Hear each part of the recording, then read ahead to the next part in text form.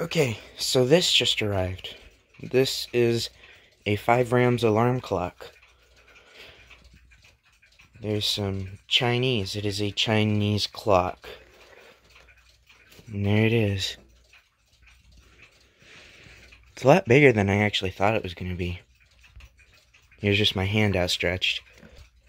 This has not been used before, as far as I'm aware. It has been in an attic since it was purchased. And it is definitely a fingerprint magnet. I've always wanted to have one of these. So it's cool to finally have one. I quite like the way this is gray on the back, and then there's a contrast with the face. And it's fogging up because it's really cold outside. I just brought this in. So before I do anything with it, I need to open it up and make sure it has sufficient oil, or just make sure it's clean and I'm not going to be damaging it by running it. The seller told me that this resided in an attic since its purchase. I don't know what that is, but you'll see it later too. And here's the original instructions, which I want to be a little bit careful with. Here's all the different styles of clocks that this Chinese company made. Clock winding. Wind the clock regularly every 24 hours. Be careful to wind it properly, neither too quick nor too tight.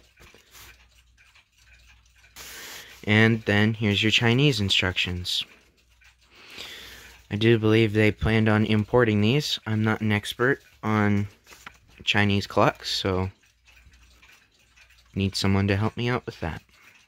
How to keep it in order. Always keep the clock clean and dry, and clean it with dry cloth when necessary. Never put it in a dusty and damp place such as kitchen or any place near a window.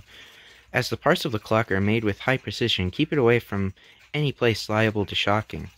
Protect it from corrosion of any acid or alkaline substance. Cleanse the clock once a year to ensure tidiness and smoothness. Oh, the rough translations. Yes, I'm going to cleanse my clock. They even had it in different languages here. Here's French. I'm not going to bother try reading that. 17 degrees Celsius. Maybe that's some kind of recommended operating temperature. Or maybe that's the max operating temperature. I'm not entirely sure. I had to open this up to oil it because it was really dry. So I'll show you that as well. I'm going to be keeping this box because it's very cool. So, I thought I'd show the alarm on this thing because it is loud, and I think I may actually use this as my own alarm clock. Also, you got your radium here. I don't know if that's really radium, but we will find out in the dark near the end of the video. I just thought I'd show off how it sounds first, the alarm. The clock's actually surprisingly heavy, or surprisingly light for how it looks, which I guess the Chinese have gotten good at. It's very light. I hope that doesn't offend anyone, but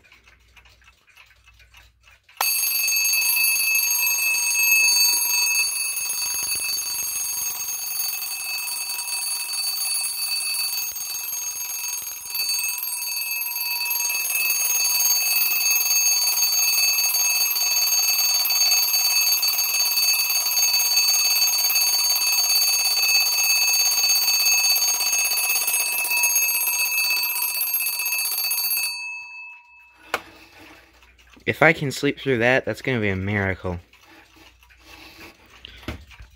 Something that people don't tend to talk about on these clocks is the Chinese pronunciation of these characters. This is pronounced Wuyang, and I typed it into Google Translate, which I know you shouldn't rely on for completely accurate translations, but this says 5 rams in Chinese as well, according to that. Wuyang. And I'm really sorry if anyone is watching this that's Chinese and is laughing at my Americanness, but I just thought that was interesting. And then you have their trademark logo. I believe that's a trademark logo. I don't know any other terminology for it. If I could just move the hands out of the way. It's the same one that we saw in red on the box. 5 rams. They weren't lying. And then of course there's Chinese made in China and English made in China. So now this is my bedside alarm clock, and I have yet to synchronize it. I'm going to now.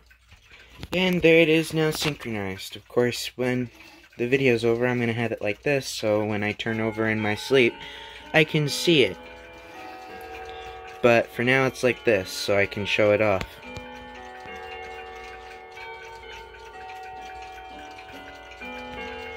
Now, allow me to give you a demonstration of how it looks in the dark. I have to be quick because the radium isn't all that good. But right there, you should be able to very faintly see. Very, very faintly. There's a better look. Come on, camera. It slowly fades out. The radium's all worn out. Or whatever material makes this glow. I think it's radium. Don't quote me on that. I'm not an expert. And it's gone. You can't see it. Haha. And in case you're curious about the whereabouts of the Semka Mauta, it is right here. I have not sold it. Don't plan on. Also, one last little thing I'm happy about it. I really love the second hand feature. It just lets you have something to watch while it ticks. And I really like that. Similar to my Vostok Komandersky submarine clock.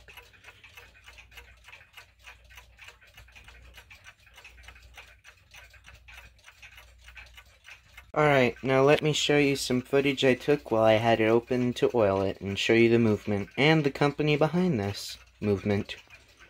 And here's a look at the inside. I don't know what this is. Could have been right here. Nah, not entirely sure. It kind of fell out. That's interesting. But nonetheless, this is the movement. Here it is. Let's see if I can get a look at that word, those words there. Looks like, oh, that's hard to see. Zhou clock. Z-H-O-U.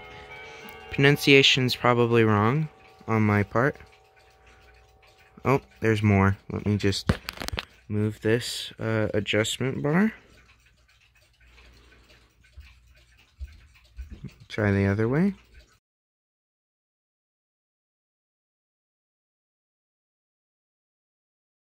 Very interesting. And here it is running now.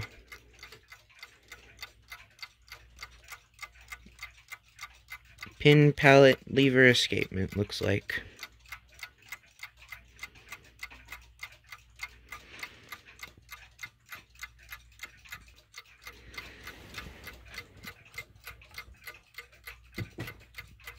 Made in China.